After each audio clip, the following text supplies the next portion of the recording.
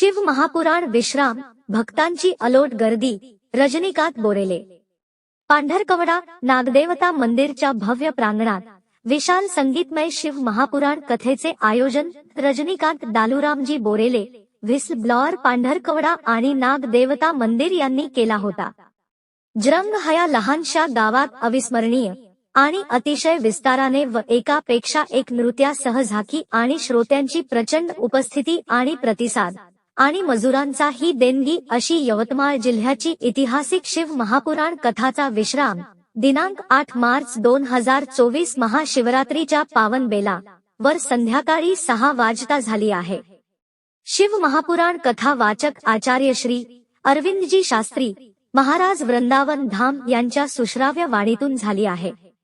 रजनीकांत बोरेले यांच्यामुळे जरंग सारख्या छोट्या गावात शिव महापुराण कथा झाल्याने सर्वांच्या वतीने आभार व्यक्त केला आहे। यावेळी बोरेले म्हणाले आहे, शिवपुराण महादेवाच्या कृपेने झाली आहे, मी फक्त निमित्त होतो, करणारा त्रिलोकी नाथ भोलेनाथ आहे। कथेला आपल्या आयुष्यात उतरून घेण्याचे सांगितले आहे। हे विशेष कथेला हजारो भक्त श्रोत्यांची गर्दी होती। यावेळी रजनीकांत बोरेले यांचा सत्कार महाराज आणि नागदेवता मंदिर संस्थान जरंगच्या वतीने करण्यात आल्याचे विठ्ठल रामाजी राऊत, संजय शंकररावजी जाधव, वासुदेव बापूरावजी राठोड, सर्वम रजनीकांत बोरेले यांनी कळविले आहे। प्रतिनिधी न्यूज 24 आपकी आवाज।